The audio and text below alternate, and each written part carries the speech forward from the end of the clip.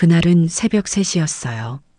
깊은 잠에 빠져 있던 제가 문득 깨어난 건 거칠고 다급한 두드림 소리 때문이었습니다. 쿵쿵쿵 하는 소리가 조용한 새벽 공기를 가르며 온 집안을 흔들어댔어요. 처음엔 꿈인 줄 알았습니다. 70이 넘은 늙은이가 새벽에 누구를 만나겠어요? 할머니, 할머니, 목소리가 들렸어요. 남자 목소리였는데 굉장히 다급하고 절박했습니다. 마치 무슨 큰일이라도 난 것처럼요. 저는 가슴이 철렁했어요. 혹시 무슨 사고라도 났나 싶어서 후다닥 일어나 문으로 달려갔습니다. 누구세요? 할머니, 저예요. 진수요, 1층 진수. 아, 진수였구나. 그제야 안심이 됐어요. 진수는 1층에 새들어 사는 총각이었거든요. 20살 남짓한 나이에 혼자 살면서 야간 알바를 하는 조용한 아이였어요. 가끔 계단에서 마주치면 정중하게 인사하고 무거운 짐이 있으면 도와주곤 했던 착한 총각이었습니다. 왜 그래, 진수야? 이 새벽에 문고리에 손을 걸치려는 순간이었어요. 할머니, 빨리 도망가세요. 그 말이 귓가에 꽂히는 순간 온몸에 소름이 돋았습니다. 도망가라고? 왜? 무엇 때문에? 머릿속이 하얘졌어요. 하지만 이상하게도 몸이 먼저 반응했습니다.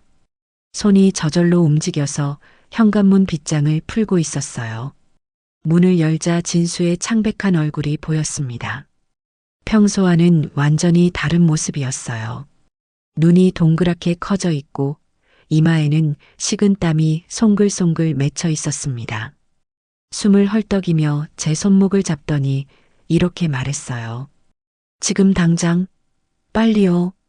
무슨 일인데? 나중에 설명할게요. 지금은 그럴 시간이 없어요. 진수의 목소리에 담긴 절박함이 저를 완전히 깨웠습니다. 이건 장난이 아니었어요. 정말로 급한 상황이었던 거죠. 저는 더 이상 묻지 않고 급히 가방 하나를 들고 나섰습니다. 생각해보니 그 가방에는 통장과 도장, 그리고 몇 푼 안 되는 현금이 전부 들어 있었어요. 평생의 재산이랄까요? 진수가 제 팔을 붙잡고 계단을 내려갔어요. 그의 손이 덜덜 떨리고 있다는 게 느껴졌습니다. 무서워하고 있었던 거예요. 그 모습을 보니 저도 덩달아 가슴이 두근거리기 시작했어요. 진수야, 도대체 무슨 일이? 쉿! 진수가 제 입에 손가락을 가져다 댔어요. 그리고는 귀를 기울이더니 고개를 끄덕였습니다. 뭔가를 확인한 것 같았어요. 뒷문으로 나가요. 빨리요. 우리는 건물 뒤편으로 돌아 골목으로 나섰습니다. 새벽 공기가 차갑게 뺨을 스쳤어요. 가로등 불빛이 희미하게 길을 비추고 있었고 고양이 한 마리가 쓰레기통을 뒤지다가 우리를 보고 도망가더군요. 모든 게 평소와 다름없는 평범한 새벽이었어요. 그런데 왜 이렇게 뛰어나와야 했을까요? 그때였습니다. 쿵! 제가 살던 2층에서 무거운 소리가 들렸어요. 뭔가 단단한 것이 바닥에 떨어지는 소리 같았습니다. 진수와 저는 동시에 위를 올려다봤어요. 제 방 창문으로 희미한 불빛이 새어나오고 있었습니다. 분명 제가 나올 때는 전등을 끄고 나왔는데 말이에요. 저게 뭐야? 할머니, 더 멀리 가요. 진수가 제 손을 이끌었습니다. 하지만 저는 자꾸 뒤를 돌아보게 됐어요. 제 집에서 무슨 일이 일어나고 있는 걸까요? 그리고 진수는 어떻게 그걸 미리 알았던 걸까요? 골목 끝에서 우리는 멈춰섰어요. 진수가 휴대폰을 꺼내 어디론가 전화를 걸더니 짧게 지금이요라고 말했습니다. 그리고는 전화를 끊고 저를 돌아봤어요. 할머니, 이제 말씀드릴게요. 그의 얼굴이 가로등 불빛에 어둡게 반쪽이 가려져 보였습니다. 마치 영화의 한 장면 같았어요. 긴장감이 흐르는 밤의 장면 말이에요. 사실은 진수가 말을 시작하려는 순간 저 멀리서 차 소리가 들렸습니다. 검은 승용차 한 대가 우리가 살던 건물 앞에 멈춰 섰어요. 차에서 두 명의 남자가 내렸습니다. 어둠 속이라 얼굴은 보이지 않았지만 뭔가 심상치 않은 분위기였어요. 저 사람들이 누구야? 할머니, 가족이에요. 진수의 대답에 저는 순간 숨이 막혔습니다. 가족이라고? 새벽 3시에 남의 집에 침입하는 게 가족이라고요? 하지만 곧 끔찍한 추측이 머릿속을 스쳤어요. 혹시 그 가족이라는 게 설마 내 할머니, 며느리분과 아드님이에요. 그 순간 온몸의 피가 거꾸로 도는 것 같았습니다.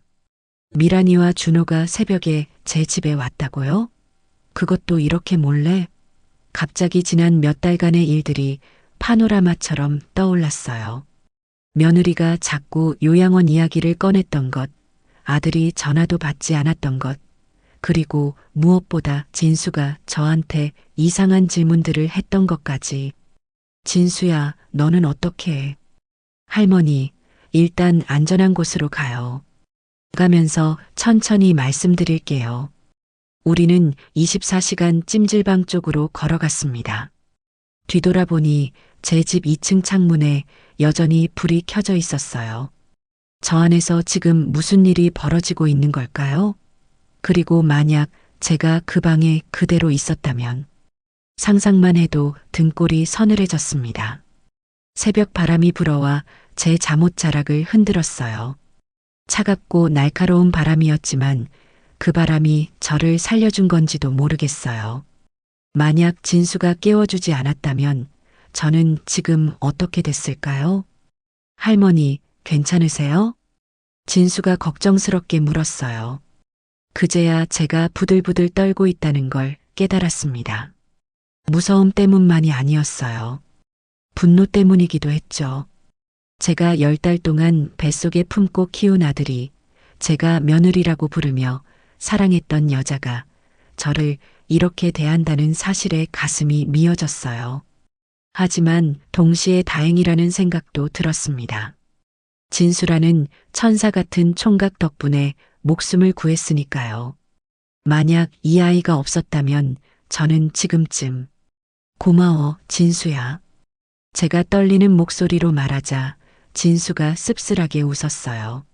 아직 고마워하시기엔 일러요, 할머니. 이제 시작이거든요.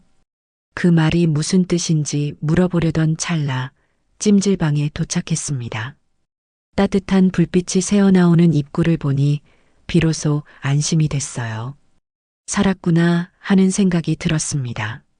하지만 진수의 말이 계속 맴돌았어요. 이제 시작이라고? 도대체 무엇의 시작이라는 걸까요? 찜질방 로비의 형광등 불빛 아래서 진수의 얼굴을 제대로 본 건 그때가 처음이었어요. 생각보다 훨씬 진지하고 단단한 표정이었습니다. 평소에 순진해 보이던 총각의 모습은 온데간데 없었어요. 할머니, 이제 정말로 모든 걸 말씀드릴게요. 진수가 심각한 표정으로 말했습니다. 하지만 들으시고 나면 많이 충격받으실 거예요. 정말 들으실 건가요? 저는 고개를 끄덕였어요. 이미 여기까지 왔는데 뭘 더 망설이겠어요? 게다가 진실을 알 권리가 있잖아요. 내 목숨이 걸린 문제인데 말이에요. 그래, 말해봐. 진수가 깊이 숨을 들이쉬더니 입을 열었습니다. 할머니, 며느리분이 할머니를 죽이려고 하고 있어요. 그 말이 떨어지는 순간 찜질방의 모든 소음이 사라진 것 같았어요. 에어컨 돌아가는 소리도, 밤늦게 찜질방에 온 사람들의 발소리도, 심지어 제 숨소리까지도 모든 게 정지된 것 같았습니다. 세상이 멈춰버린 것 같은 그 순간 저는 단 하나의 질문만 할 수 있었어요. 왜? 진수의 그 한마디가 제 가슴에 비수처럼 꽂혔어요. 며느리분이 할머니를 죽이려고 하고 있어요. 찜질방 로비의 따뜻한 불빛 아래서도 온몸이 얼어붙는 것 같았습니다. 죽이려고 한다고요? 미란이가 저를요? 아무리 사이가 안 좋다고 해도 설마 그런 끔찍한 생각까지 할까요? 진수야, 그게 무슨... 할머니, 일단 앉으세요.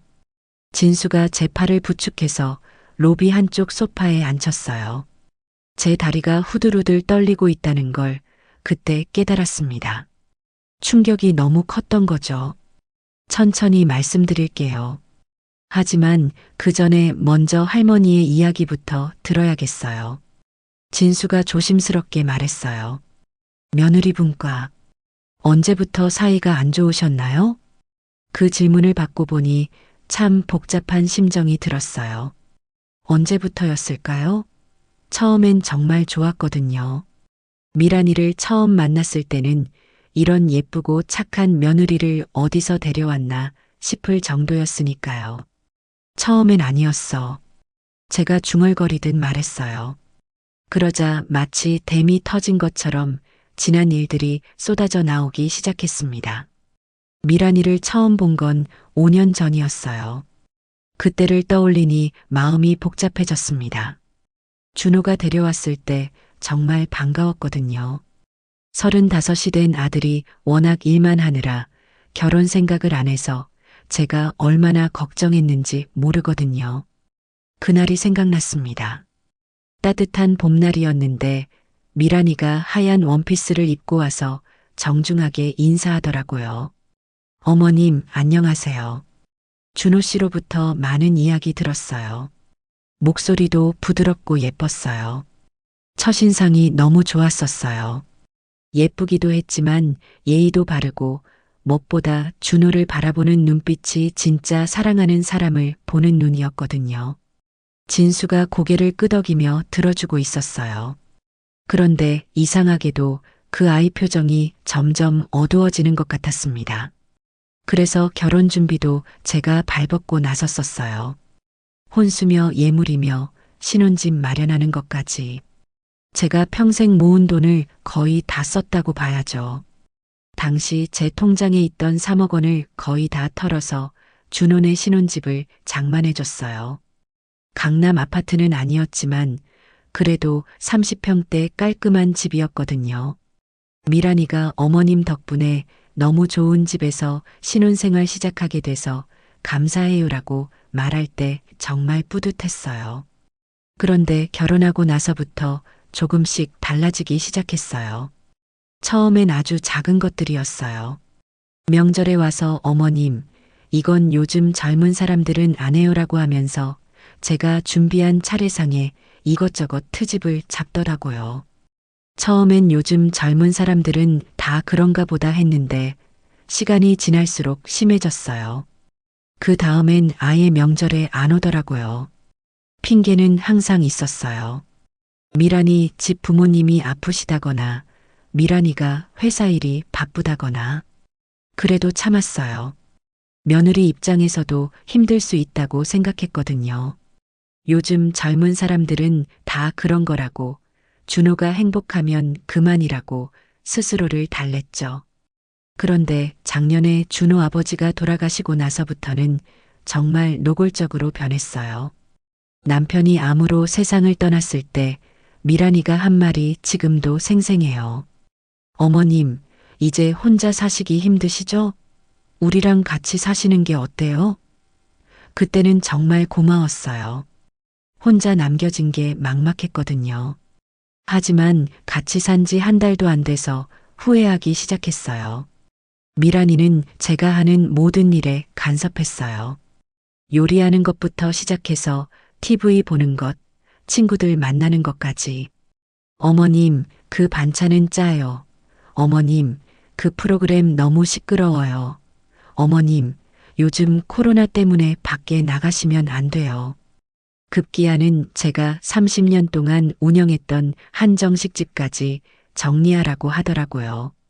그 한정식집은 제 자랑이었어요. 남편이 아플 때도 그 집 덕분에 병원비를 댈 수 있었고 준호대학 등록금도 거기서 나온 돈이었거든요. 그런데 미란이가 요즘 같은 시대에 그런 낡은 장사는 안 맞아요. 정리하시고 편하게 지내세요라고 했을 때 정말 화가 났어요. 하지만 가장 충격적이었던 건 제 목소리가 떨렸어요. 지금 생각해도 가슴이 미어지는 일이었거든요. 준호가 완전히 미란이 편이 되었다는 거였어요. 제가 미란이와 의견이 다를 때마다 준호는 항상 미란이 말만 들었어요. 엄마, 미란이 말이 맞아. 요즘 세상이 어떤 세상인데 그런 고집을 부려? 심지어 엄마가 너무 구시대적이야. 좀 변해야 되는 거 아니야? 라고까지 하더라고요. 제가 10달 동안 뱃속에 품고 25해 동안 키운 아들이 고작 2년 사귄 여자 편만 들다니. 그때 정말 허탈했어요. 그러다가 결정타가 된 건 지난 겨울이었어요. 그날도 지금처럼 추운 겨울이었어요. 제가 감기에 걸려서 열이 펄펄 끓고 있었는데 미란이가 어머님, 병원에서 코로나 검사 받으세요. 우리까지 옮으면 안 되거든요라고 하더라고요. 그것도 모자라서 검사 결과 나올 때까지 방에서 나오지 마세요라고 했어요. 이틀 동안 방에 갇혀 있는데 아무도 안부조차 묻지 않더라고요. 물 한 잔, 죽 한 그릇 갖다 주는 사람이 없었어요. 화장실 가는 것도 눈치를 봐야 했고 기침 한 번 하면 미란이가 어머님 하고 소리를 지르더라고요. 그때 정말 서러웠어요. 이게 가족인가 싶었죠. 코로나 검사 결과가 음성으로 나왔는데도 미란이는 계속 의심스럽다는 표정이었어요. 그리고 그날 밤 준호랑 미란이가 나누는 대화를 우연히 들었어요. 그날 밤 화장실에 가려고 방문을 살짝 열었는데 거실에서 준호와 미란이가 이야기하고 있었어요. 여보, 어머님이 계속 이러시면 우리 생활이 너무 힘들어. 그러게. 맨날 간섭하고 우리 사생활도 없고 차라리 어머님 혼자 사시는 게 낫지 않을까? 그러면 우리도 편하고 그게 좋겠어. 요양원도 있고 하니까. 요양원이라고요? 제가 아직 정신도 멀쩡하고 몸도 건강한데 요양원에 보내겠다고요? 그 순간 정말 눈앞이 캄캄해졌어요. 다음 날 아침 준호가 저한테 와서 말하더라고요.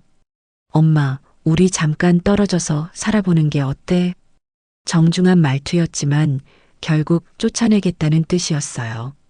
제가 왜? 내가 뭘 잘못했는데? 라고 물었더니 준호가 한숨을 쉬면서 엄마도 알잖아. 세대 차이 때문에 자꾸 부딪히게 되고 라고 하더라고요. 결국 저는 집에서 나왔어요. 그렇게 해서 월세 30만 원짜리 그 작은 방에서 혼자 살게 된 거였어요. 준호가 생활비로 한 달에 50만 원씩 보내주긴 했지만 그것도 점점 줄어들더라고요. 처음엔 50만 원, 그 다음엔 40만 원, 최근엔 30만 원까지. 그런데 한 달 전부터 미란이가 자꾸 이상한 말을 하기 시작했어요. 어머님, 요양원 한번 구경해 보시는 게 어때요? 요즘 시설이 정말 좋아졌거든요. 어머님 연세도 있으시고 혼자 사시기 위험하잖아요. 집도 파시고 요양원으로 가시면 여생을 편안하게 사실 수 있어요. 집을 팔라고요? 제가 평생 모아서 산 그 집을 팔고 요양원에 들어가라고요? 그래서 제가 단호하게 거절했어요. 내 집은 절대 안 판다. 내가 죽으면 준호 줄 거니까 걱정 말아라라고 했죠. 그랬더니 미란이 표정이 싸늘하게 변하더라고요. 그때까지만 해도 단순히 기분이 상했나 보다 했는데 그 후로 며칠 지나서 진수가 저한테 이상한 질문을 하기 시작했어요. 할머니, 혹시 며느리분이 할머니한테 이상한 음식이나 음료수 같은 거 자꾸 갖다 드리지는 않아요? 할머니, 며느리분이 할머니 방에 혼자 있을 때가 있나요? 할머니, 며느리분이 할머니 약 같은 걸 챙겨주시나요? 처음엔 왜 이런 걸 묻나 싶었는데 지금 생각해보니 진수가 뭔가 눈치챈 게 있었던 것 같아요. 진수야, 너는 어떻게 그런 걸 알았던 거야? 제가 물어보자 진수가 깊은 한숨을 쉬었어요. 할머니, 사실 저는 우연히 며느리분과 아드님의 대화를 들었어요. 무슨 대화? 할머니를 어떻게 처리할지에 대한 대화요. 처리라고요? 저를 무슨 물건처럼요? 일주일 전이었어요. 밤늦게 아르바이트에서 돌아오는데 1층 제 방 앞으로 차가 한 대 와 있더라고요. 처음 보는 차였는데 안에서 목소리가 들렸어요. 진수가 말을 계속했어요. 이제 더 이상 미룰 수 없어. 집도 안 팔겠다고 하고 요양원도 안 가겠다고 하고 이런 소리가 들렸어요. 며느리분 목소리였어요. 그랬더니 아드님이 그럼 어떻게 하지? 라고 하더라고요. 그때 다른 남자 목소리가 들렸어요. 사고로 만들면 되지. 보험금도 나오고. 이런 말이요. 그 순간 제 머릿속이 하얘졌어요. 사고로 만든다고요? 보험금이라고요? 그래서 제가 며칠 동안 지켜봤어요. 혹시 제가 잘못 들었나 싶어서요. 그런데 진수의 목소리가 떨렸어요. 오늘 새벽에 그 사람들이 정말로 왔어요. 아드님이랑 며느리분, 그리고 처음 보는 남자 한 명이요. 그래서 급하게 할머니를 깨운 거예요. 모든 게 이해됐어요. 미란이가 왜 자꾸 집을 팔라고 했는지, 요양원을 가라고 했는지, 제가 고집을 부리니까 아예 다른 방법을 생각한 거였어요. 그럼 지금 내 방에서는 아마 할머니가 사고를 당한 것처럼 만들고 있을 거예요. 온몸에 소름이 돋았어요. 만약 진수가 깨워주지 않았다면 저는 지금쯤 이미 진수야, 고마워. 정말 고마워. 제 목소리가 떨렸어요. 이 어린 총각이 저를 살려준 거예요. 아직 끝난 게 아니에요, 할머니. 이제 우리가 해야 할 일이 있어요. 뭔데? 복수요. 진수의 눈빛이 단단하게 변했어요. 그 사람들이 할머니한테 한 짓을 그대로 돌려줘야 해요. 법의 심판을 받게 해야 한다고요. 그때 저는 처음으로 생각해 봤어요. 정말 복수를 할 수 있을까요? 70이 넘은 늙은이가 젊은 사람들을 상대로 싸워서 이길 수 있을까요? 하지만 포기할 수는 없었어요. 제가 여기서 물러서면 그들은 계속해서 다른 방법을 시도할 테니까요. 그리고 무엇보다 제가 평생 쌓아온 모든 걸 지켜야 했어요. 좋아, 진수야. 그럼 어떻게 하면 되는 거야? 제 말에 진수가 희미하게 웃었어요. 할머니, 이제부터 우리는 사냥꾼이 되는 거예요. 사냥감은 할머니를 죽이려는 그 사람들이고요.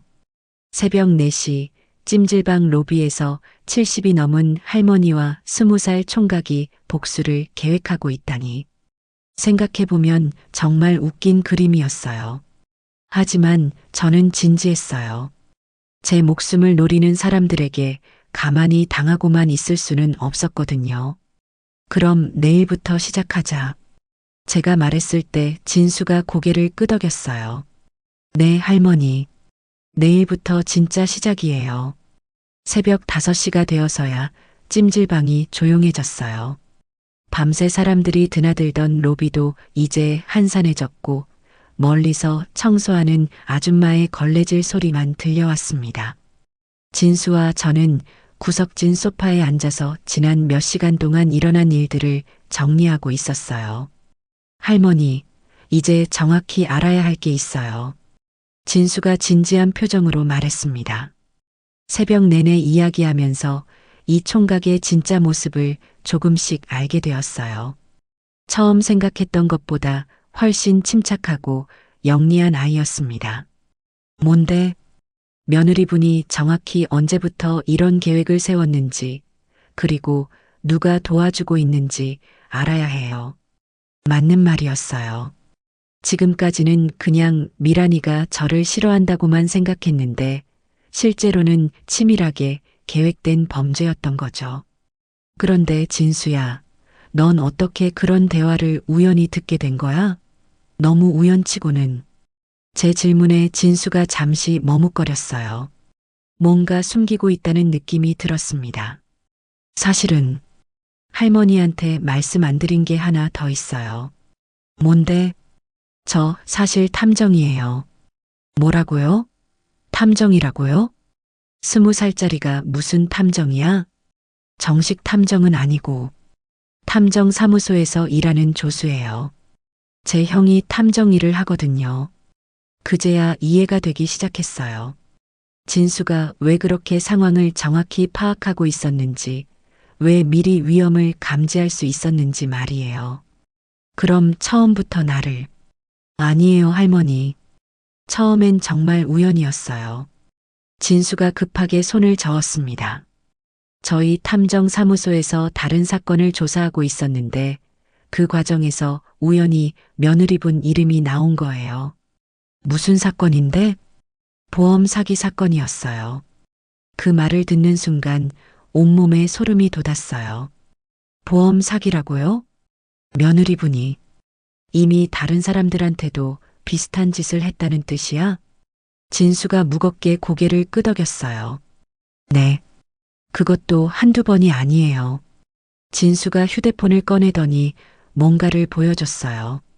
사진들이었는데 미란이가 다른 남자들과 찍은 사진들이었습니다. 이 사람들이 다 며느리분이 남편들이었어요. 남편들이라고? 3명이에요. 첫 번째 남편은 3년 전에 사고사했고 두 번째 남편은 2년 전에 병사했어요. 모두 거액의 보험금이 나왔죠. 제 머릿속이 하얘졌어요. 그럼 준호는 세 번째라는 뜻인가요? 그런데 이상한 건 세 사람 다 결혼한 지 1년 안에 죽었다는 거예요. 그리고 모두 미란이가 보험금 수혜자였고요. 그럼 준호도. 네. 아드님도 위험해요. 며느리분의 패턴을 보면 보통 결혼 1년 후에 남편을 없애고 그 다음에는 시어머니를 타겟으로 잡더라고요. 왜냐하면 시어머니가 가진 재산까지 모두 차지하려는 거였어요. 그래서 저한테 집을 팔라고 요양원에 가라고 그렇게 조르고 조른 거였던 거죠. 그럼 내가 집을 팔지 않겠다고 하니까 할머니를 직접 제거하려는 거죠. 정말 소름 끼치는 이야기였어요. 미란이가 단순히 저를 싫어해서가 아니라 처음부터 계획적으로 우리 가족에게 접근한 거였다니. 그런데 진수야, 그럼 경찰한테 신고하면 되잖아. 그게 문제예요, 할머니. 지금까지는 모든 게 사고나 자연사로 처리되었거든요. 증거가 부족해요. 그럼 어떻게 해야 하는데? 현행범으로 잡아야 해요. 실제로 범죄를 저지르는 순간에 진수의 계획은 이랬어요. 저를 미끼로 사용해서 미란이가 실제로 범죄를 저지르도록 유도하고 그 순간을 증거로 잡는 거였습니다. 위험하지 않을까? 저희가 완벽하게 준비할 거예요. 할머니가 다치는 일은 절대 없을 거예요. 하지만 제가 걱정하는 건 제 안전만이 아니었어요. 그런데 준호는 어쩌지? 설마 준호도 같이 처벌받는 거야? 진수가 잠시 말을 멈췄어요. 그리고는 조심스럽게 입을 열었습니다. 할머니, 아드님도 이미 며느리분의 계획에 동조하고 있어요. 뭐라고? 제가 들은 대화에서 아드님도 할머니를 제거하는 것에 찬성한다고 했어요. 그 말을 듣는 순간 정말 눈앞이 캄캄해졌어요. 준호까지? 제가 목숨 걸고 키운 아들까지 저를 죽이려 한다고요? 아니야. 준호는 그런 애가 아니야. 할머니, 현실을 받아들이셔야 해요. 진수가 제 손을 잡더니 말했어요. 지금 아드님은 며느리분한테 완전히 세뇌된 상태예요. 며느리분이 어머님이 우리를 괴롭힌다. 어머님 때문에 우리가 힘들다라고 계속 주입시켰을 거예요. 생각해보니 맞았어요. 준호가 저한테 차갑게 대하기 시작한 건 미란이와 결혼한 이후였거든요. 특히 작년에 같이 살기 시작하면서부터는 완전히 다른 사람이 되었어요. 그럼 준호도 공범이라는 뜻이야? 법적으로는 그렇게 될 수밖에 없어요. 온몸에 힘이 쭉 빠졌어요. 며느리야 처음부터 남이었지만 준호는 제 아들인데 그 아들이 저를 죽이려 한다니. 할머니, 괜찮으세요? 진수가 걱정스럽게 물었어요. 제가 너무 충격을 받은 모습이었나 봅니다. 괜찮아. 그냥 생각보다 충격이 커서 사실 괜찮지 않았어요. 가슴이 찢어질 것 같았거든요. 하지만 지금 무너질 때가 아니었어요. 살아남아야 했고 그들의 음모를 막아야 했어요. 진수야, 그럼 이제 구체적으로 어떻게 할 거야? 일단 할머니는 며칠 동안 숨어 계셔야 해요. 그동안 저희가 증거를 수집하고 함정을 준비할 거예요. 어디서 숨어? 저희 탐정사무소에 안전한 곳이 있어요.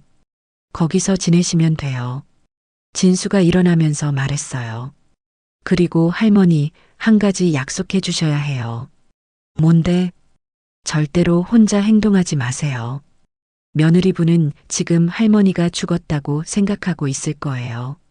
만약 할머니가 나타나면 다른 방법으로라도 없애려고 할 테니까요. 맞는 말이었어요. 지금 미란이는 저를 처치했다고 생각하고 있을 텐데 갑자기 제가 나타나면 당황할 거예요. 그러면 더 위험한 방법을 쓸지도 모르고요. 알겠어. 내 말대로 할게. 그럼 이제 가요. 형한테 연락해서 차 보내달라고 할게요. 우리는 찜질방을 나섰어요. 밖은 여전히 어두웠지만 동쪽 하늘이 조금씩 밝아오고 있었습니다. 새벽 공기가 차갑게 뺨을 스쳤어요. 할머니, 후회 안 하세요? 길을 걸으면서 진수가 물었어요. 뭘? 아드님까지 처벌받을 수도 있는데. 잠시 생각해 봤어요. 준호는 제 아들이에요. 제가 10달 동안 뱃속에 품고 25해 동안 키운 소중한 아들. 그런 아들이 감옥에 갈 수도 있다고 생각하니 가슴이 아팠어요. 하지만 더 중요한 건 진실이었어요. 그리고 정의였고요. 후회 안 해. 제가 단호하게 말했어요. 잘못한 사람은 처벌받아야 해. 그게 내 아들이라고 해도 말이야. 진수가 고개를 끄덕였어요. 할머니가 정말 대단하세요. 대단하긴. 그냥 살고 싶을 뿐이야. 그때 검은색 승용차 한 대가 우리 앞에 멈춰 섰어요. 진수가 손을 흔들자 차 안에서 사람이 내렸습니다. 진수보다 조금 큰 남자였는데 아마 진수가 말한 형인 것 같았어요. 형, 이분이 제가 말씀드린 할머니예요. 안녕하세요, 할머니. 저는 김민우라고 해요. 진수 형이고 탐정 일을 하고 있어요. 민우라는 청년이 정중하게 인사했어요. 진수와 비슷하게 생겼는데 더 성숙해 보였습니다. 고생 많으셨을 거예요. 차에 타세요. 차 안은 따뜻했어요. 히터가 켜져 있어서 얼었던 몸이 조금씩 녹는 것 같았습니다. 할머니, 지금부터 며칠 동안 힘드실 거예요. 민우가 백미러로 저를 보며 말했어요. 하지만 끝까지 버텨주시면 반드시 정의를 구현해 드릴게요. 고마워요, 민우 씨. 정말 고마웠어요. 이 낯선 형제가 제 목숨을 구해줬을 뿐만 아니라 악한 사람들을 처벌하기 위해서까지 도와주다니. 차가 도시를 가로질러 달렸어요. 창밖으로 보이는 새벽 풍경이 평소와는 다르게 느껴졌습니다. 어제까지만 해도 평범한 할머니였는데 하룻밤 사이에 거대한 음모의 중심에 서게 되었으니까요. 할머니, 무서우시죠? 진수가 물었어요. 무섭지. 하지만 더 무서운 건 가만히 있다가 정말로 죽는 거야. 맞아요. 할머니가 용감해서 다행이에요. 용감하다니요. 저는 그냥 살고 싶었을 뿐인데. 그런데 민우 씨, 구체적으로 어떤 계획이 있는 거예요? 일단 며느리분의 과거 행적을 더 자세히 조사해야 해요. 그리고 오늘 밤에 할머니 방에서 무슨 일이 일어났는지도 확인해야 하고요. 내 방에서 뭘 했는지 어떻게 알아요? CCTV가 있어요. 건물 입구와 복도에. 그리고 제가 어젯밤에 미리 할머니 방 주변에 소형 녹음기를 설치해 뒀거든요. 정말 치밀하게 준비했구나 싶었어요. 이 형제들이 아니었으면 저는 정말 위험했을 거예요. 그럼 이제 우리가 할 일은 증거를 수집하고 그들이 다시 저를 노리도록 유도하는 거야? 맞아요. 하지만 이번엔 우리가 준비된 상태에서 맞이하는 거죠. 차가 한적한 건물 앞에 멈춰 섰어요. 민우 탐정 사무소라는 간판이 보였습니다. 생각보다 제법 그럴듯한 사무소였어요. 여기서 며칠 지내시면 돼요. 안전해요. 사무소 안으로 들어가니 의외로 넓고 깔끔했어요. 한쪽에는 책상과 컴퓨터가 있고 다른 쪽에는 소파와 간이 침대가 있었습니다. 할머니, 여기서 쉬세요. 저희는 일을 시작할게요. 뭘 도울 일은 없을까요? 지금은 쉬시는 게 최고예요. 몸과 마음의 여유가 있어야 나중에 큰일을 해낼 수 있거든요. 민우의 말이 맞았어요. 하룻밤 사이에 너무 많은 일이 일어나서 정신이 없었거든요. 소파에 누웠는데 갑자기 피로가 몰려왔어요. 몸은 피곤했지만 머릿속은 복잡했습니다. 미란이의 진짜 정체, 준호의 배신, 그리고 앞으로 벌어질 일들까지. 하지만 한 가지는 확실했어요. 이제 더 이상 당하고만 있지는 않겠다는 것. 그들이 저를 만만하게 본 건 큰 실수였어요. 70이 넘은 할머니라고 해서 호락호락하지 않다는 걸 보여줄 때가 온 거죠. 창밖으로 해가 떠오르고 있었어요. 새로운 하루가 시작되는 거였습니다. 그리고 이 하루가 끝날 때쯤이면 모든 것이 달라져 있을 거예요. 저는 눈을 감고 마음속으로 다짐했어요. 미란아, 준호야. 너희들이 나를 얕봤구나. 이제 진짜 내가 누군지 보여줄게. 탐정 사무소에서 보낸 첫날 밤은 정말 길었어요. 몸은 피곤해서 죽겠는데 잠이 오지 않았습니다. 눈을 감으면 미란이의 가짜 미소가 보이고 준호가 차갑게 저를 내쫓던 모습이 떠올랐어요. 그리고 무엇보다 만약 진수가 저를 깨워주지 않았다면 지금쯤 어떻게 되었을지 상상하니 온몸이 부들부들 떨렸습니다. 새벽 6시쯤 되어서야 겨우 잠이 들었는데 오전 10시에 민우의 목소리에 깼어요. 할머니, 일어나세요. 중요한 소식이 있어요. 민우와 진수가 컴퓨터 앞에 앉아서 뭔가를 열심히 보고 있었어요. 제가 다가가니 진수가 자리를 비켜줬습니다. 할머니, 이거 보세요. 화면에는 CCTV 영상이 재생되고 있었어요. 어젯밤 제가 살던 건물의 복도였습니다. 새벽 3시 20분경 3명의 사람이 2층으로 올라가는 모습이 보였어요. 저 사람들이, 네, 아드님과 며느리분, 그리고 낯선 남자 한 명이에요. 화면 속의 미란이는 평소와 완전히 다른 모습이었어요. 검은 옷을 입고 표정도 차가웠습니다. 준호 역시 긴장한 듯 주변을 두리번거리고 있었고요. 그리고 이것도 들어보세요. 민우가 녹음기를 틀었어요. 제 방 안에서 나누었던 대화가 선명하게 들렸습니다. 어머니는 어디 간 거야? 준호의 목소리였어요. 분명히 자고 있었을 텐데. 설마 눈치챈 건 아니겠지? 아니야, 불가능해. 우리가 너무 조심스럽게 했는걸. 미란이의 목소리였습니다. 그런데 그 목소리가 평소와는 완전히 달랐어요. 차갑고 계산적이었습니다. 그럼 어디 갔을까? 혹시 화장실이나 부엌에 있나? 찾아봤는데 없어. 이상해. 그 다음에 들린 건 제3의 남자 목소리였어요. 계획을 바꿔야겠군. 일단 여기서 사고가 났던 것처럼 만들자. 무슨 사고? 추락사. 창문에서 떨어진 것처럼. 제 온몸에 소름이 돋았어요. 추락사라고요? 정말로 저를 죽이려 했던 거네요. 그런데 시체가 없는데 어떻게? 나중에 찾을 거라고 하면 돼. 어차피 며칠 후면 다른 방법으로. 그 순간 녹음이 끊어졌어요. 왜 끊어진 거예요? 아마 그때 제가 할머니를 데리고 나가면서 소음이 났을 거예요. 그래서 그들이 경계에서 대화를 중단한 것 같아요. 하지만 이미 충분한 증거였어요. 그들이 저를 해치려 했다는 명백한 증거 말이에요.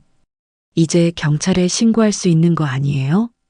아직 부족해요, 할머니. 민우가 고개를 저었어요. 이 정도로는 미수에 그칠 거예요. 실제로 할머니가 다치지 않았으니까요. 그리고 변호사가 나서면 단순한 농담이었다. 실제로 실행할 의도는 없었다라고 주장할 수도 있어요. 그럼 어떻게 해야 하죠? 현행범으로 잡아야 해요. 실제로 범죄를 저지르는 순간에 민우의 계획은 이랬어요. 며칠 후 제가 다시 나타나서 그들을 당황하게 만들고 그들이 다시 저를 해치려고 시도하는 순간을 잡는 거였습니다. 위험하지 않을까요? 저희가 완벽하게 준비할 거예요. CCTV, 녹음기, 그리고 경찰까지. 할머니가 다치는 일은 절대 없을 거예요.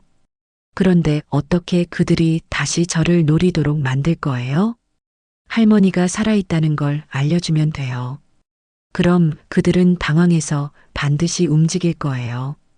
진수가 설명을 이어받았어요. 그런데 할머니, 한 가지 각오하셔야 할 게 있어요. 뭔가요? 아드님도 처벌받게 될 거예요. 그 말을 듣고 한참 생각했어요.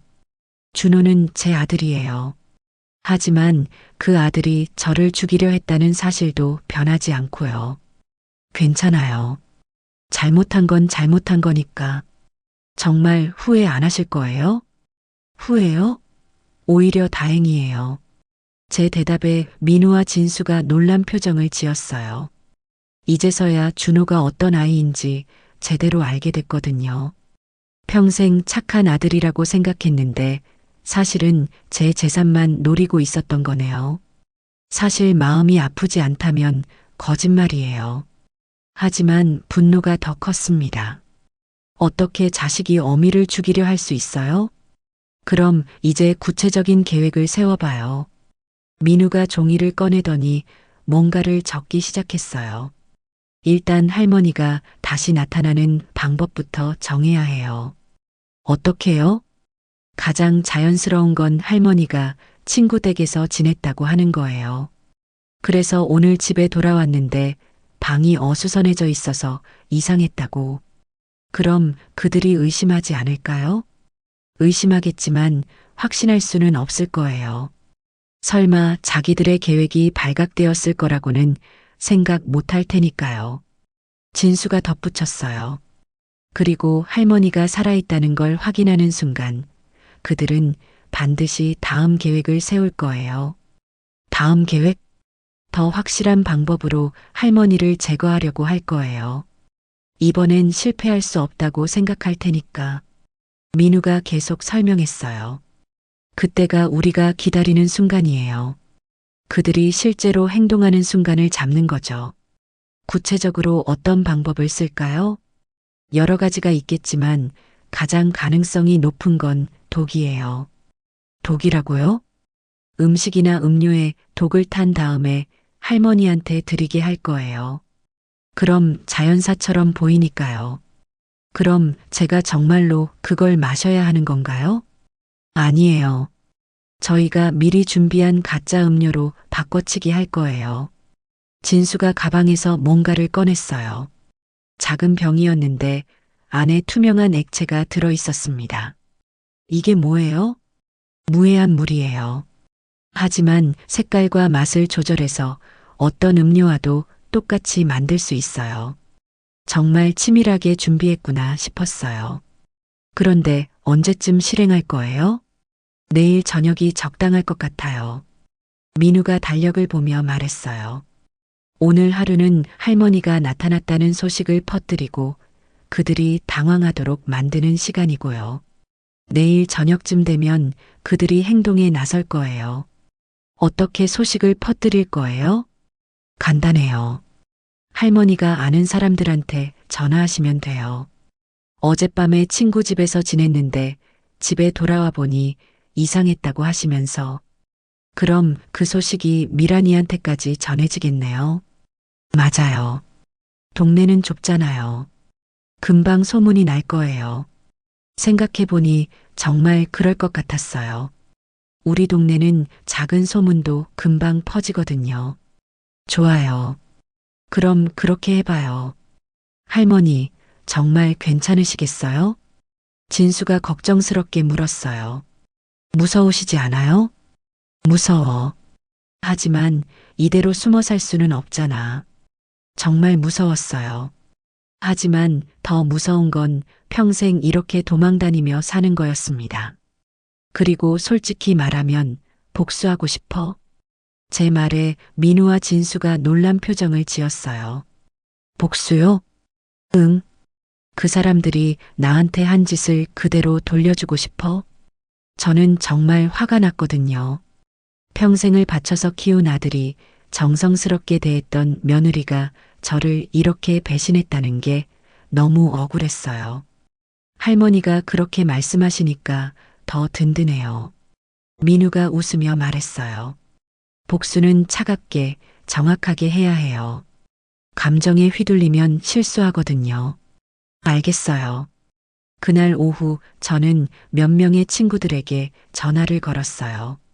영희야, 나야. 어제 너희 집에서 잘 때 고마웠어.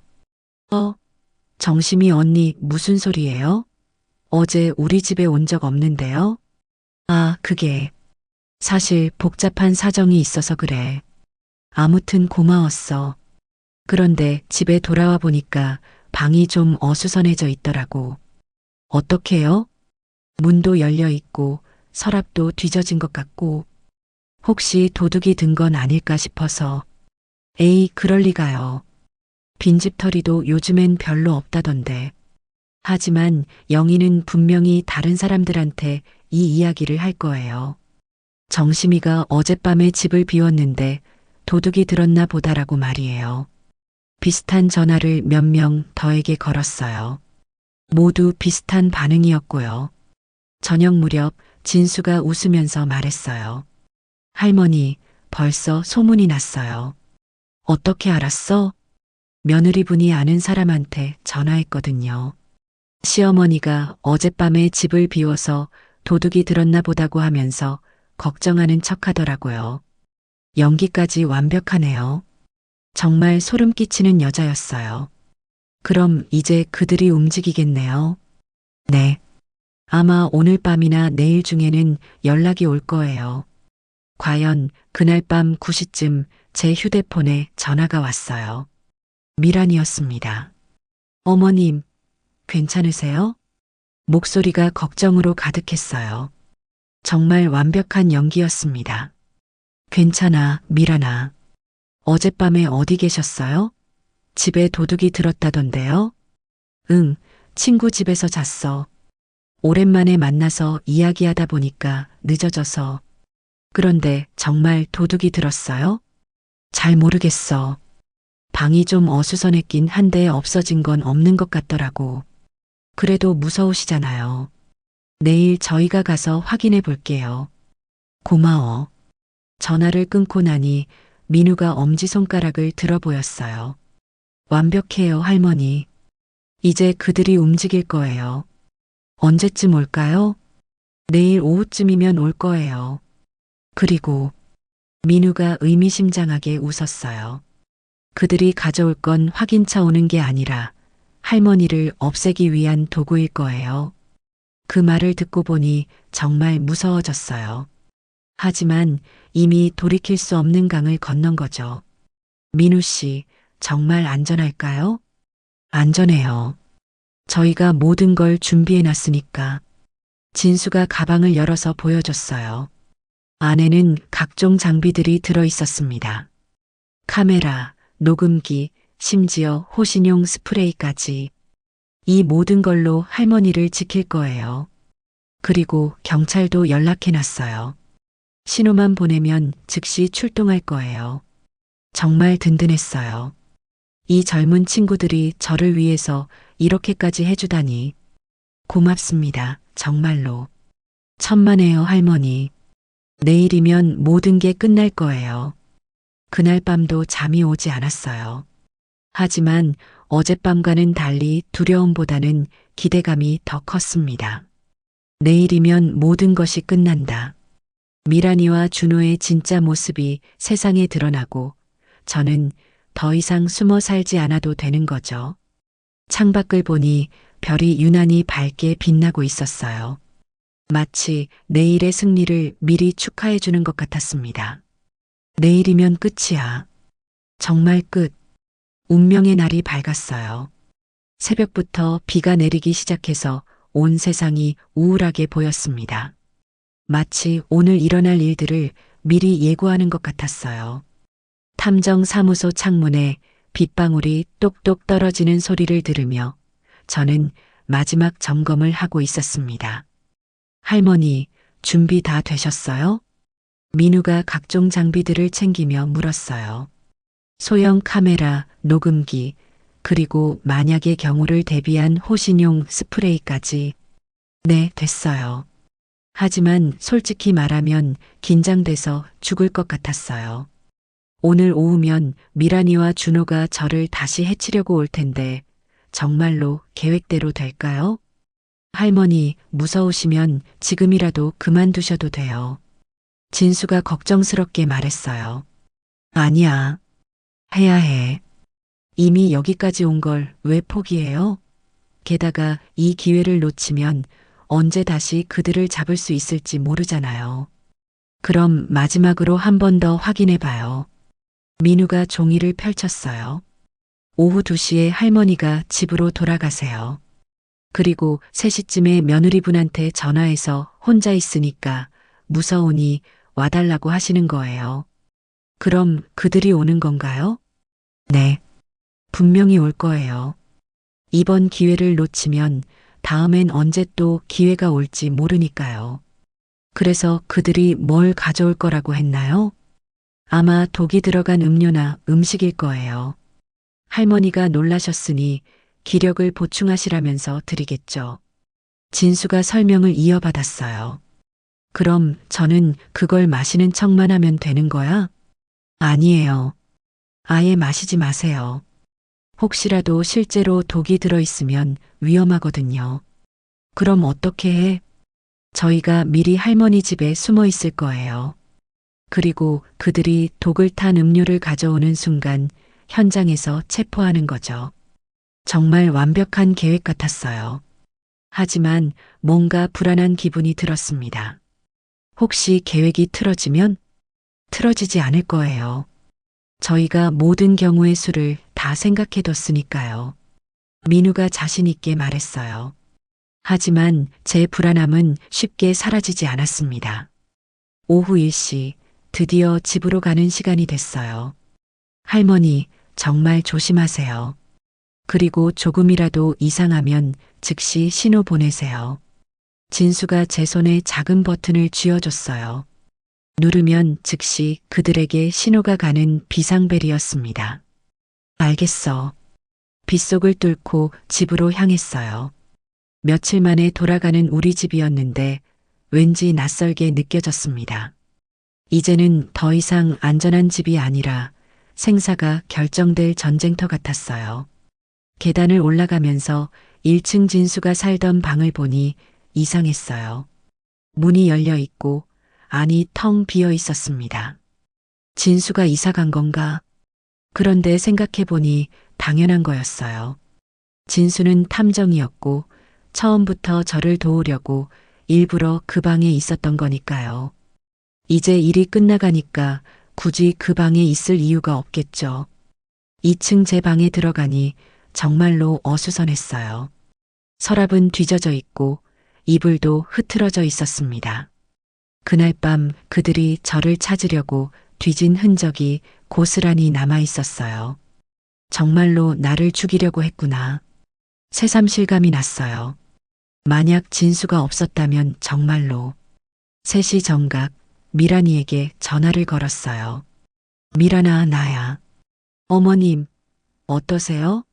집은 많이 어수선했어요? 목소리가 여전히 걱정으로 가득했어요. 정말 완벽한 연기였습니다. 응, 좀 그래. 그런데 미란아, 혼자 있으니까 무서워. 잠깐 와줄 수 있어? 물론이죠. 준호 씨랑 같이 갈게요. 조금 있다가요. 고마워. 전화를 끊고 나니 심장이 쿵쿵 뛰기 시작했어요. 이제 정말 시작이구나. 30분 후 계단에서 발소리가 들렸어요. 두 명이 올라오는 소리였습니다. 똑똑똑. 어머님, 저희예요. 문을 열자 미란이와 준호가 서 있었어요. 미란이는 큰 봉지를 들고 있었고 준호는 평소보다 표정이 어둡게 보였습니다. 어서 와. 어머님, 많이 놀라셨죠? 미란이가 방 안을 둘러보며 말했어요. 응, 좀 그래. 그런데 정말 이상해요. 도대체 누가 이런 짓을 했을까요? 연기가 정말 자연스러웠어요. 만약 제가 진실을 모른다면 정말로 걱정하는 며느리로 보였을 거예요.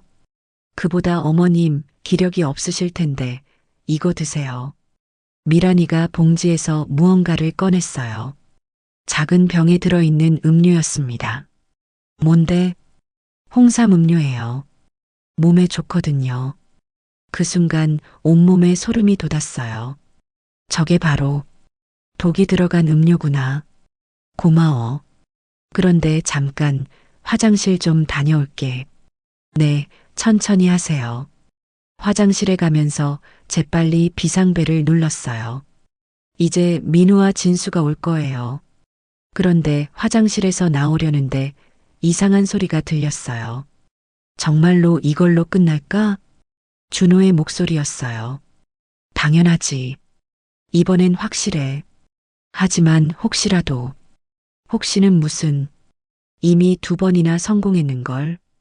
2번이나 성공했다고요? 다른 사람들을 말하는 건가요? 그래도 엄마니까.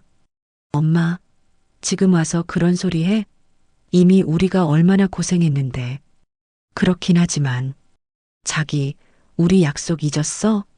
이 일 끝나면 좋은 집으로 이사 가서 새로 시작한다고 했잖아. 새로 시작한다고요? 제 돈으로요? 알겠어. 그럼 빨리 끝내자. 그래.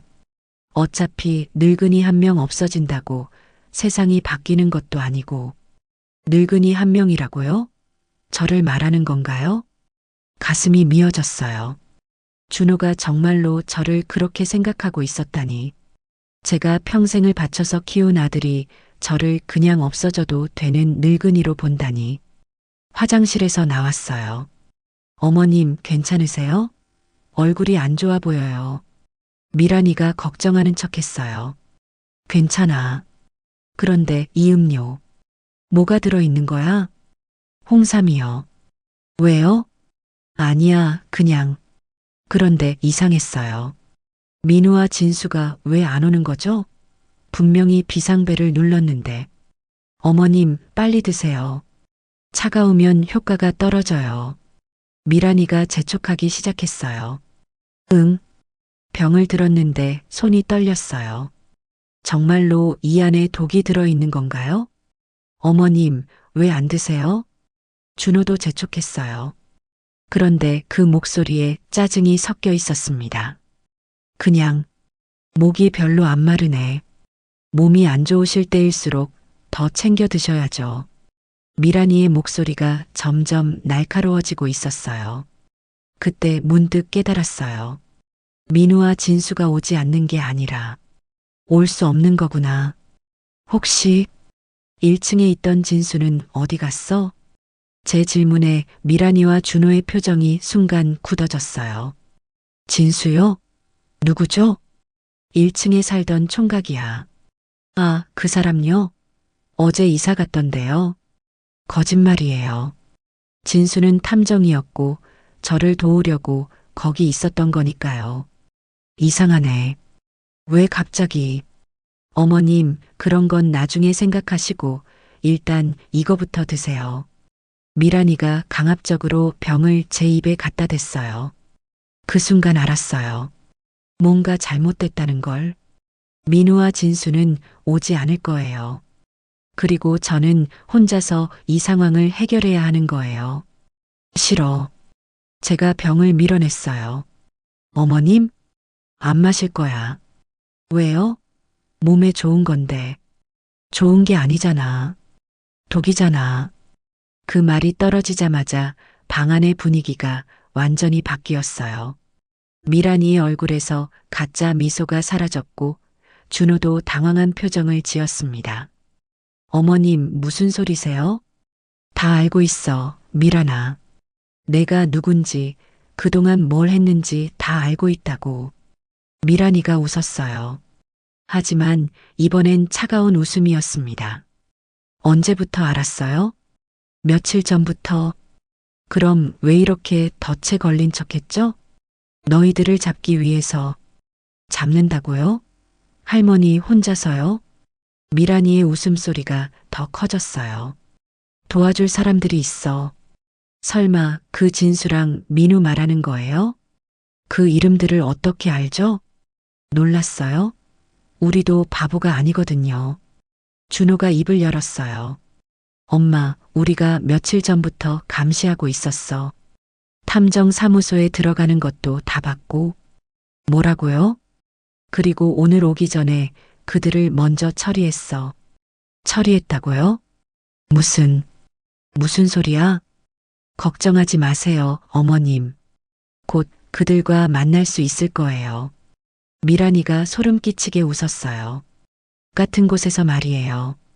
그 순간 모든 게 무너져 내리는 것 같았어요. 민우와 진수가 정말로 거짓말이야. 거짓말이 아니에요. 확인해 보고 싶으시면 미란이가 휴대폰을 꺼내서 뭔가를 보여줬어요. 사진이었는데 제 다리에서 힘이 쭉 빠졌어요. 이제 이해하시겠어요? 할머니를 도와줄 사람은 아무도 없어요. 정말로 끝인 건가요? 정말로 아무도 저를 도와주지 않는 건가요? 그럼 내가 죽어야 한다는 거야? 원래 계획대로라면 그랬겠죠. 하지만 상황이 바뀌었으니까. 미란이가 가방에서 다른 걸 꺼냈어요. 주사기였습니다. 이걸로 하면 고통 없이 갈 수 있어요. 안 돼. 저는 문 쪽으로 뛰어갔어요. 하지만 준호가 막아섰습니다. 엄마, 소용없어. 볼 사람도 없고 도와줄 사람도 없어. 준호야. 제발. 미안해, 엄마. 하지만 우리도 살아야 해. 그 순간 정말로 절망했어요. 아무도 저를 도와주지 않는 상황에서 제 아들과 며느리가 저를 죽이려 하다니. 하지만 포기할 수는 없었어요. 여기서 죽을 수는 없다고요. 잠깐. 제가 소리쳤어요. 뭐? 마지막으로 한 가지만 물어봐도 될까? 미란이가 주사기를 들고 있는 손을 잠시 멈췄어요. 뭔데요? 정말로. 처음부터 끝까지 다 거짓말이었어? 우리 가족이 된 것도? 미란이가 웃었어요. 당연하죠. 다 돈 때문이었어요. 그 답변을 듣고 나니 슬픔보다는 분노가 치밀었어요. 그래, 미란아. 넌 내가 만만해 보였구나. 70 넘은 늙은이라고 우습게 봤지? 하지만 틀렸어요. 저는 그렇게 만만한 사람이 아니거든요. 제 손에 들고 있던 것은 비상벨이 아니었어요. 진수가 만약의 경우를 대비해서 준 호신용 스프레이였습니다. 미란아. 네. 이것도 계획에 있었을까?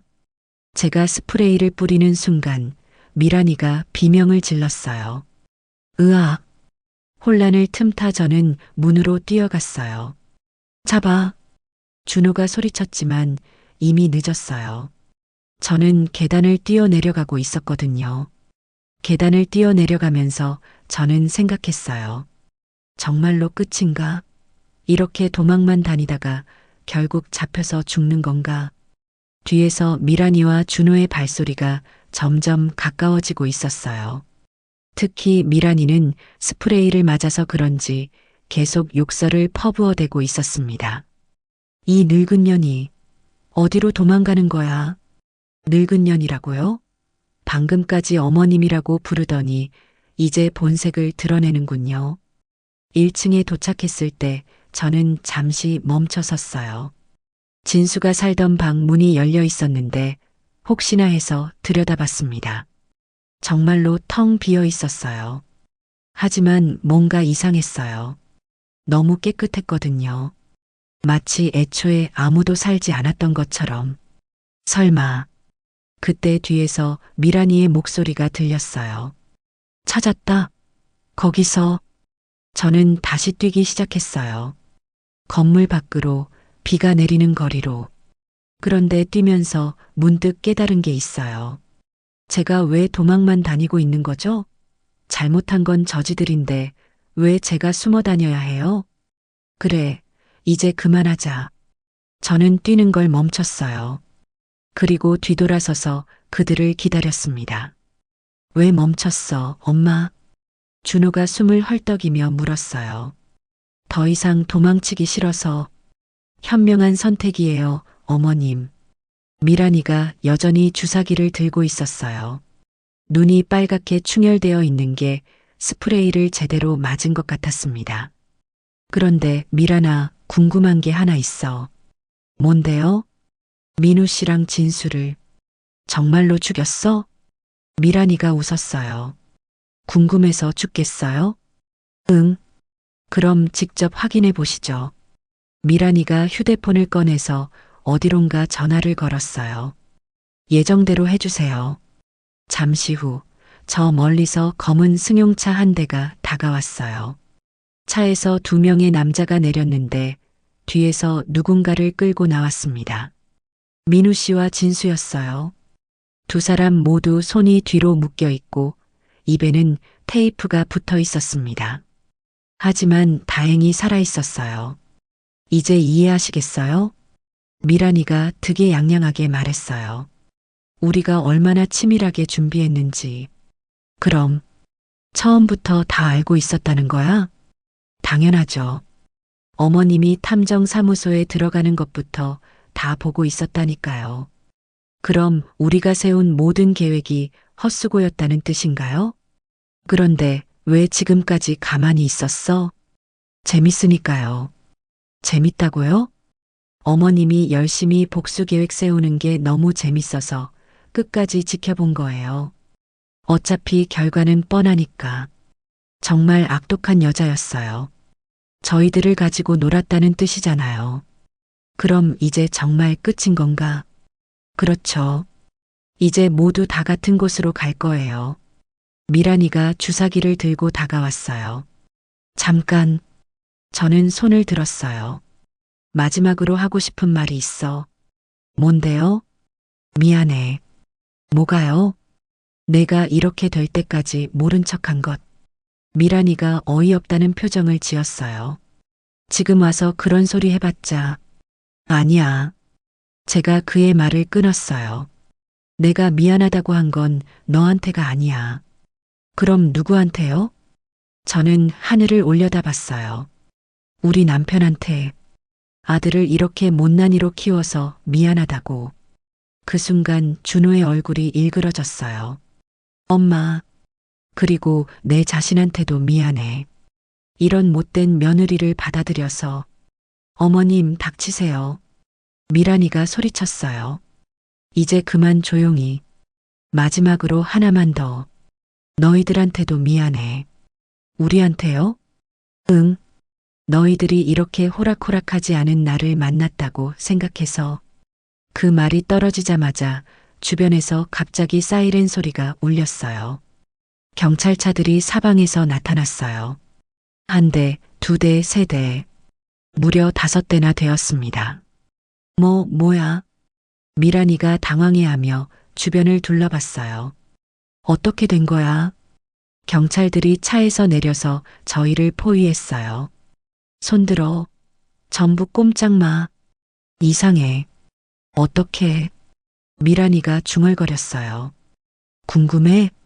제가 웃으며 말했어요. 그럼 내가 알려줄게. 저는 재킷 안쪽에서 작은 녹음기를 꺼냈어요. 이게 뭔지 알아? 녹음기. 설마. 맞아. 너희들이 한 말 전부 다 녹음됐어. 사실 이 녹음기는 진수가 만약의 경우를 대비해서 저한테 준 거였어요. 비상벨과 스프레이와 함께 말이에요. 그리고 이것도 저는 작은 송신기도 꺼냈어요. 실시간 중계였어. 경찰서에서 다 듣고 있었다고. 미란이의 얼굴이 새하얘졌어요.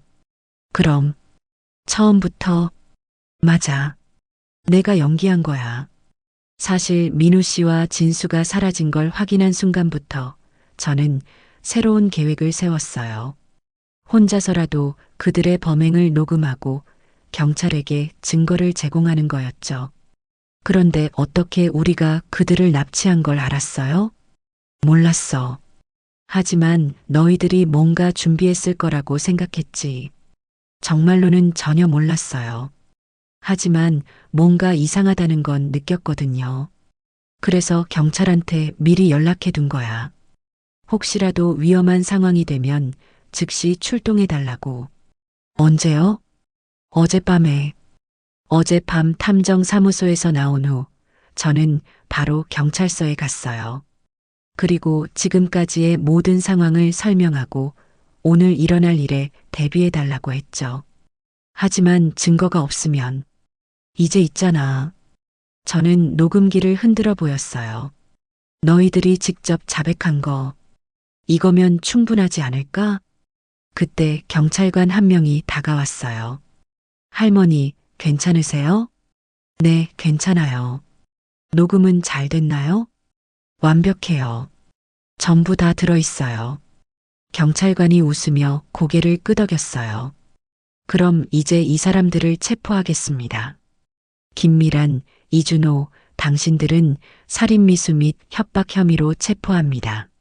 아니야. 우리는 아무것도 안 했어. 미란이가 소리쳤지만 소용없었어요. 이미 모든 증거가 확보된 상태였거든요. 그리고 이 두 분도 병원으로 이송하겠습니다. 민우와 진수를 구급차로 옮기면서 진수가 저를 보고 웃었어요. 테이프가 붙어 있어서 말은 못했지만 눈빛으로 잘하셨어요 라고 하는 것 같았어요. 모든 게 끝난 후 저는 혼자 집으로 돌아왔어요. 비는 그쳤고 서쪽 하늘에 노을이 지고 있었습니다. 정말 아름다운 노을이었어요. 2층 제 방에 올라가서 창문을 열고 밖을 내다봤어요. 며칠 전까지만 해도 이 창문 너머로 도망쳤는데 이제는 당당하게 여기 서 있을 수 있게 되었네요. 휴대폰이 울렸어요. 경찰서에서 온 전화였습니다. 할머니, 저희예요. 조사 결과 나왔어요. 어떻게 됐어요? 김미라는 지금까지 총 4명의 남편을 살해한 연쇄살인범이었어요. 그리고 이준호는 공범으로 확정됐고요. 4명이나요? 생각보다 더 많았네요. 그럼 형량은 어떻게 될까요? 김미라는 무기징역 이상, 이준호는 최소 20년 이상은 받을 것 같아요. 20년. 준호가 나올 때쯤이면 저는 아마 이 세상에 없을 거예요. 할머니, 괜찮으세요? 네, 괜찮아요. 사실 괜찮지 않았어요. 슬프기도 하고 허전하기도 했거든요. 하지만 이게 맞는 일이라는 건 알고 있었어요. 전화를 끊고 나서 저는 찻잔을 하나 끓였어요. 혼자 마시는 차 맛이 이렇게 좋을 줄은 몰랐네요. 며칠 후 민우 씨와 진수가 찾아왔어요. 둘 다 멍이 들어있긴 했지만 건강해 보였어요. 할머니, 정말 대단하세요. 민우가 웃으며 말했어요. 우리보다 할머니가 더 훌륭한 탐정이에요. 무슨 소리야? 너희들이 도와줬으니까 가능한 일이었지. 아니에요. 마지막에 혼자서 모든 걸 해결하신 건 정말 대단해요. 진수도 고개를 끄덕였어요. 할머니 덕분에 더 큰 사건을 해결했어요. 김미란이 앞으로 더 많은 사람을 해칠 뻔했거든요. 그렇게 생각하니 기분이 좀 나아졌어요. 제가 한 일이 다른 사람들에게도 도움이 되었다니. 그런데 할머니, 앞으로 뭘 하실 거예요? 민우가 물었어요. 글쎄, 아직 생각 못 해봤어. 사실 앞으로가 막막했어요. 아들도 없고 며느리도 없고 이제 정말로 혼자가 된 거잖아요. 혹시 저희와 함께 일해보시는 건 어떠세요? 뭐라고? 탐정 일말이에요. 할머니 같은 분이 있으면 정말 도움이 될 것 같은데요. 탐정이라고요? 70 넘은 할머니가요? 할머니, 진짜 생각해 보세요. 진수도 거들었어요. 할머니처럼 용감하고 지혜로운 사람이 어디 있어요? 용감하고 지혜롭다니. 저를 그렇게 보는 사람이 있다는 게 신기했어요. 좀 생각해 볼게. 네, 천천히 생각해 보세요. 그날 밤 저는 오랜만에 푹 잤어요. 악몽도 없고 중간에 깨는 일도 없이 아침까지 깊이 잠들었습니다. 꿈에서는 남편이 나왔어요. 젊었을 때의 모습으로 나타나서 저한테 웃으면서 말하더라고요. 정심아, 고생했어. 정말 잘했어. 여보, 이제 새로 시작해.